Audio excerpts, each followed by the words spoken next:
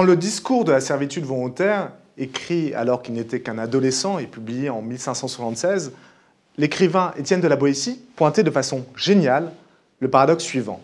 Par quel mystère des milliers, voire des millions d'hommes et de femmes acceptent-ils de subir le joug et la loi d'un seul homme, le tyran, quand il suffirait qu'il s'élève contre lui, qu'il dise non, qu'il s'oppose à lui pour le démettre, le renverser, le destituer. Il mettait ainsi crûment en lumière le mystère des mécanismes de l'obéissance. Étymologiquement, obéir se décompose ainsi. Ob, être face, et audire, audir, prêter oreille à une voix qui vient d'ailleurs, qui vient d'en haut.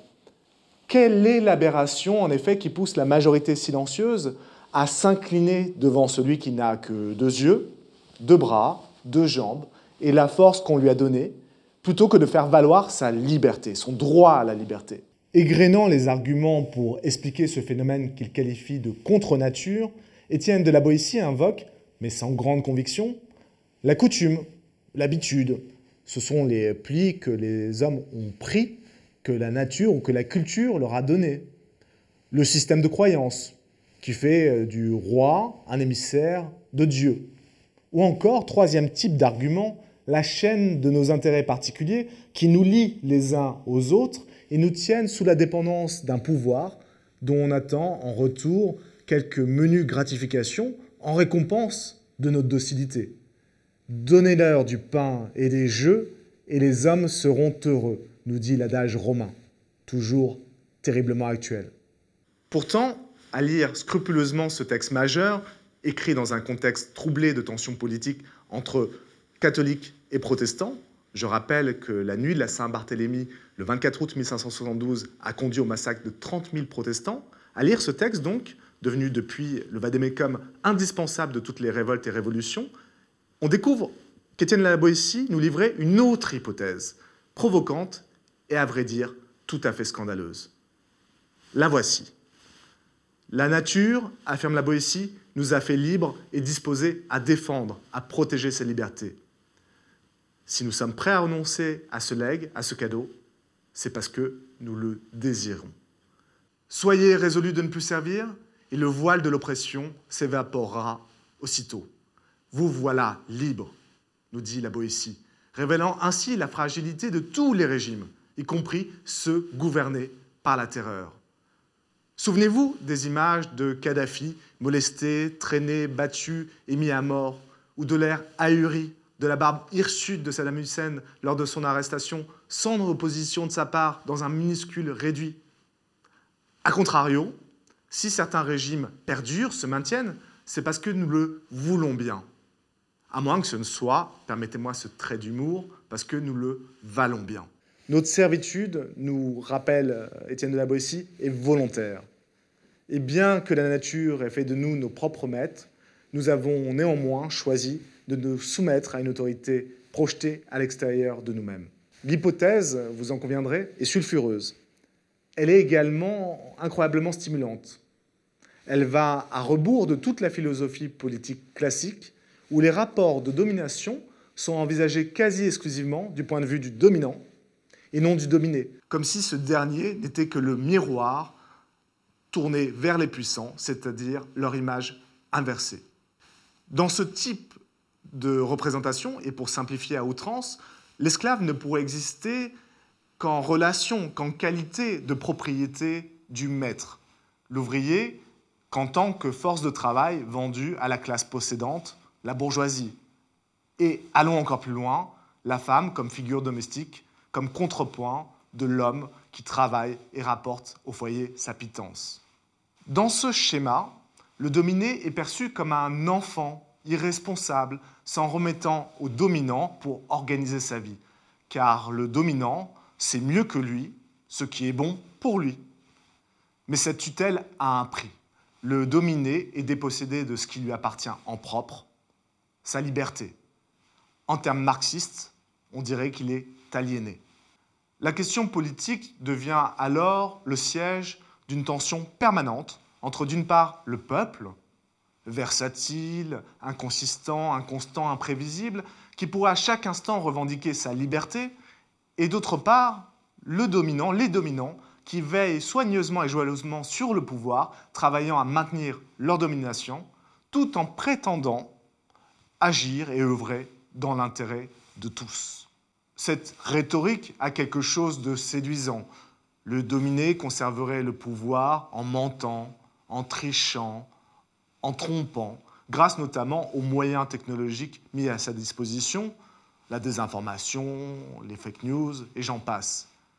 Si l'on souscrit à pareil raisonnement, les dominés ne sont en aucun cas responsables de la domination et le mystère de l'obéissance que nous pointions en introduction fait pchit. Le dominé se soumet parce qu'il est exploité, manipulé, victime innocente, plongée dans l'ignorance. C'est certes confortable pour l'esprit, mais est-ce vraiment convaincant ? Nous vivions, comme d'habitude, en ignorant, dit la servante écarlate d'Efred, héroïne du roman éponyme de Margaret Atwood, The Handmaid's Tale, pour décrire les changements dramatiques qui s'annonçaient et qu'elle ne voulait pas voir. Et elle rajoute aussitôt « Ignorer n'est pas la même chose que l'ignorance. Il faut se donner de la peine pour y arriver. » On retrouve là le même twist que celui opéré par La Boétie. Son coup de génie, son putsch théorique.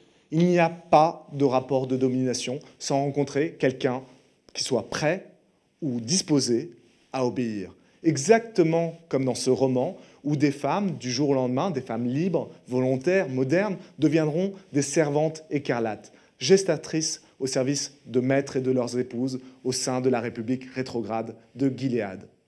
C'est donc l'obéissance qui est première, nous apprend La Boétie. Comment le pouvoir pourrait-il en effet s'exercer s'il n'était pas traduit en actes concrets? Un homme vociférant, s'il n'était pas entouré d'hommes prêts à le suivre et à donner corps à sa vision, est-il un leader ou est-ce un fou?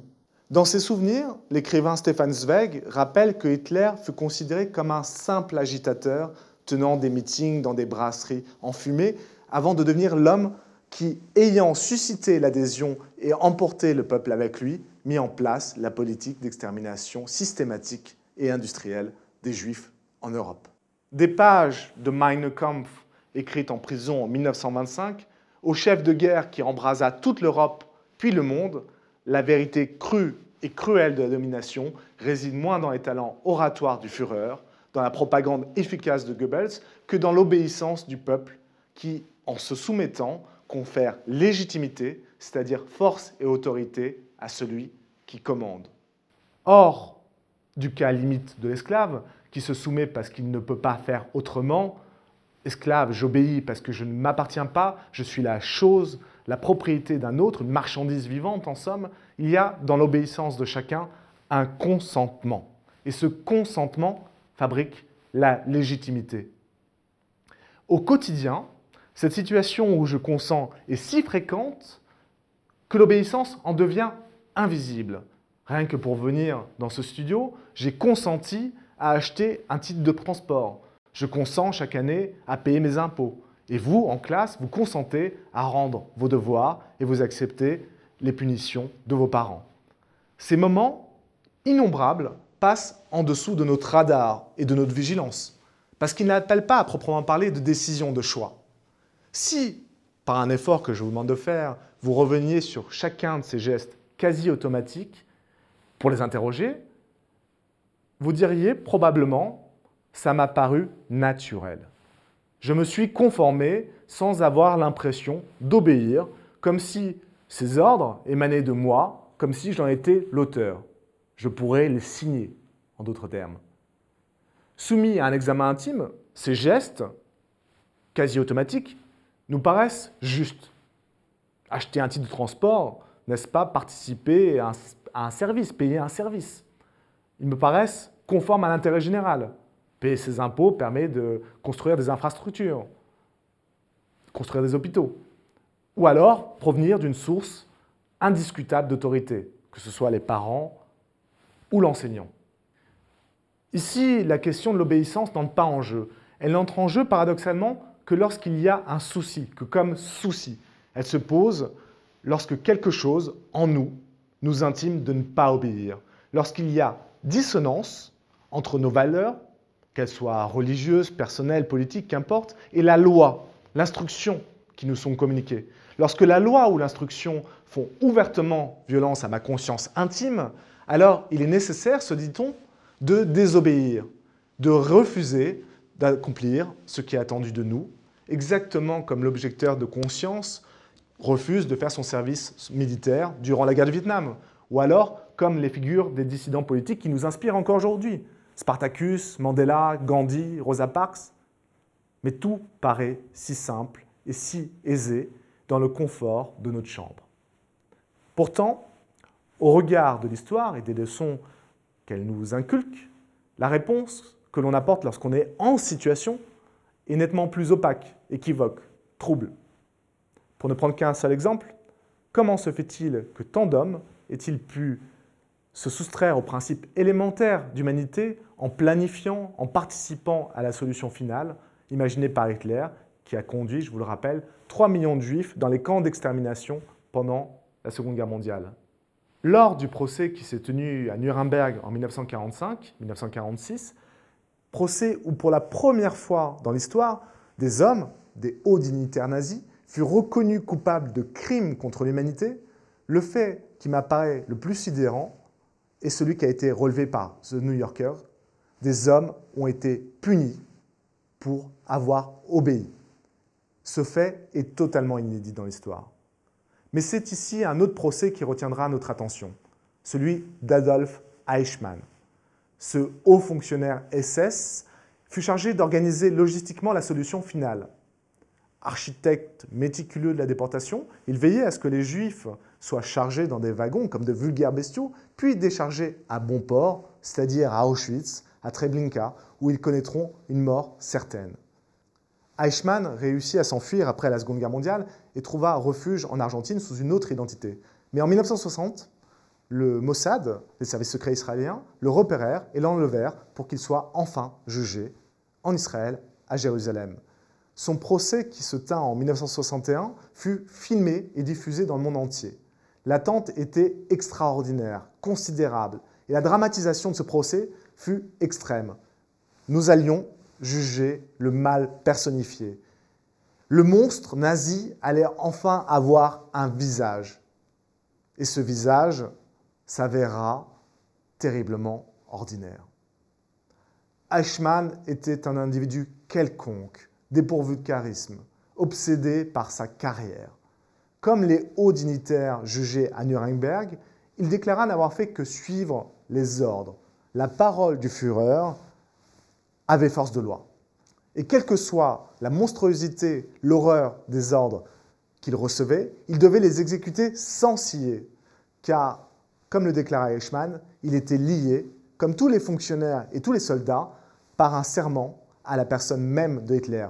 Pas de crise de conscience donc, pas de repentir tardif pour Eichmann, puisqu'il se conformait à la parole légitime du Führer.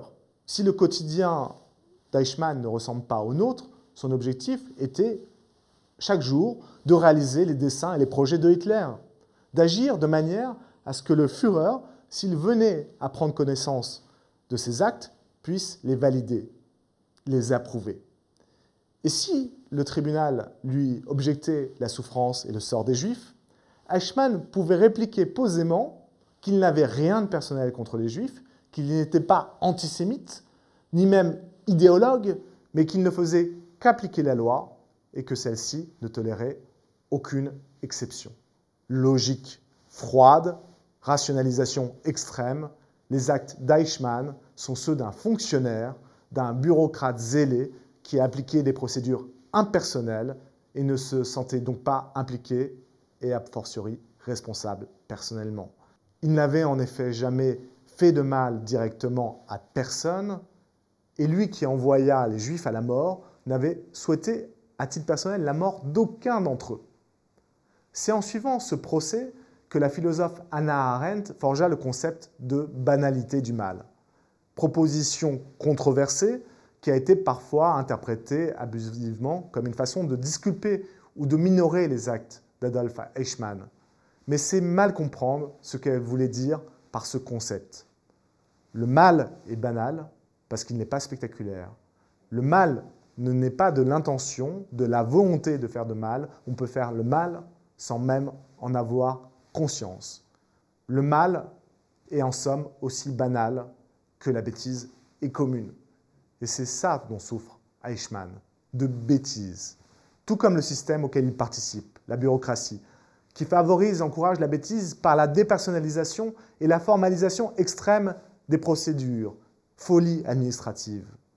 Cette bêtise, comment Hannah Arendt l'a-t-elle détectée chez Eichmann? Eh bien, elle l'a détectée dans sa langue. Eichmann ne s'exprime que par clichés, phrases toutes faites.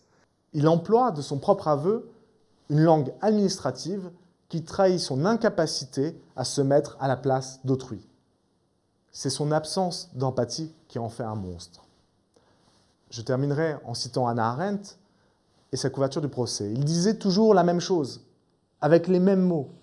Plus on l'écoutait, plus on se rendait à l'évidence que son incapacité à parler était étroitement liée à son incapacité à penser notamment du point de vue de quelqu'un d'autre. Un monstre, mais un monstre bien ordinaire.